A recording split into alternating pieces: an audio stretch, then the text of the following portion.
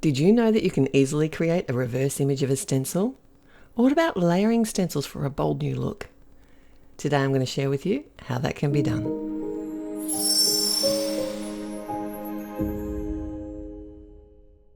Welcome back to another Take Two with Therese at Altenew, and I've got two beautiful bright cards to share with you, and I'm using the Majestic Mountains stencil set. This is a layering stencil set, and the first technique I want to share with you is how to create a reverse stencil image. It's very simple. I have some masking paper. This is from Altenew as well, and this is basically just an A4 sheet of low-tack paper, and I always put it on the wrong way. You actually want to add your image to the white side of the paper. So this particular stencil set has the full image of the mountain as the base layer, and when I say reverse the image, what I actually want to do is create a negative mask or another mask of the mask, because I want to be able to add color behind the mountain without it blending into the mountain. Some stencil sets actually come with the negative portion of the cutout or the cutout pieces that are part of the stencil set, but this one didn't, so this was my workaround. And this is probably the fastest and easiest way to do this. I used a pencil to actually just trace the outline of the stencil, and then I'm using some scissors to cut away the actual shape.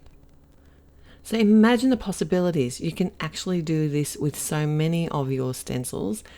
That way you can actually create a blended background.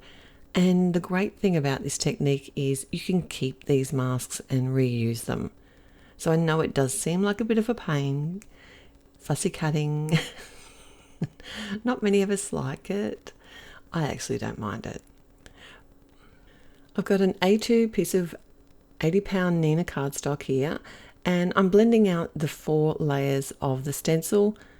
I'm mixing up the base color using some pink diamond on the base, and I love these large blending brushes. Can I just tell you, they have been a game changer for me, these Altenew blending brushes. The ink just goes on like a dream. I'm using my sticky grid mat to hold the stencils in place, and this has also been something that's made life so much easier. But other than the pink base color, I've used the oranges for the rest of the mountain and kept it really bold and bright. But basically I created my mountain using the golden sunset colors. The color goes on really quickly with the large blending brushes, and I have found though, if you do want to get some really intense color, then the mini blending tools will add even more color. And this is where I want to use my reverse stencil mask. I actually am going to de-tack the masking paper. I know it's already low tack, but I haven't used it before, and I don't want to take the chance of pulling away the ink from the paper. So I just did that on my skin, or you can do it on your clothing as well. Now I have started using the mini ink blending brushes a lot more lately.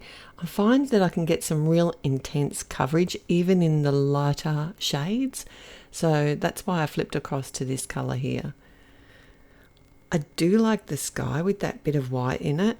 And in retrospect, maybe I might have just left it like that, but I actually wanted to cover the whole piece of cardstock and not have any white showing for this design. I added the blended colors to the base and then a little bit of extra blue to the sky, and then came in with just a little bit of the pink as well to add a different color throughout the sky, like it's almost an early sunrise or sunset. But you can use whatever colors you like. This mountain truly looks majestic in so many different color combinations.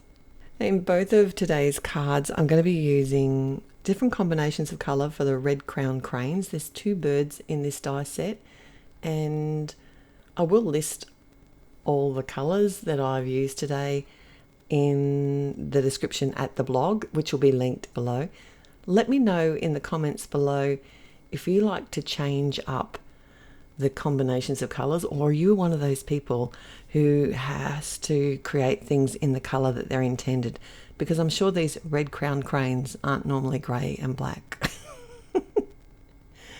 And I'm using the new grid plate here from Altenew to make sure my sentiment is lined up nice and straight. And I don't know, I decided to make this a sympathy card. I know it's bright, but I still liked the way it looked. I kept going back to this sentiment. It just felt right with this design. But obviously you can make this for any occasion that you like. I did cut my sentiment strip in half just to make it more versatile. I can always put it back together if I need to. I added this to a card front, popped up my bird, and there's my reverse stencil technique number 1. All right, for my second technique, I'm going to be doing layering stencils. Now, I'm not talking about actually layering stencils, although we are doing that with the mountains. What I actually mean is layering stencils to get a totally different look. So I have the circle frame from Altenew, and I've laid that on my A2 piece of cardstock, and I'm going to leave that in place for the whole of my blending session here, because I want my final result to be only blended within that circle. This time I'm going to be using all the pinks to create my mountain, and this set is the Cherry Blossom set. That's really bright, fun colours here. I'm using my reverse mask yet again, and this time I'm only going to blend the sky, but I've kept that circle in place, so that's going to actually contain the ink. And then when we do the big reveal, so we're double masking here, double layering of the stencils, and it works. The sticky grid mat has made life very easy, I have to say. I use it so much more than I thought I ever would. I've got one of the red crowned cranes again, and yes, it's not red, but it's pink and it's glittery.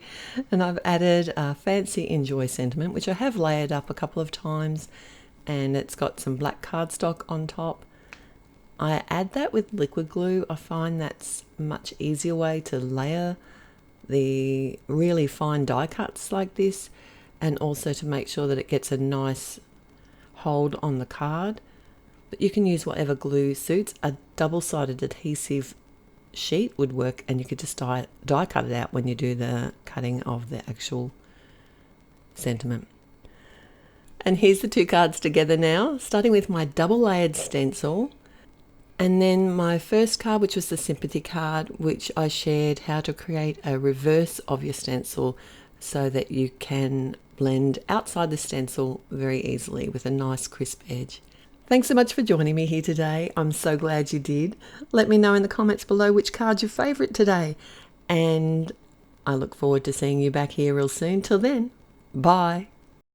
Hello there! Did that video just spark your creativity? And do you want more project ideas and inspiration videos too? Well, if you do, please make sure that you subscribe to the Altenew YouTube channel. Also, make sure that you do click that notification bell so you don't miss a video. Thanks so much for watching. Bye bye!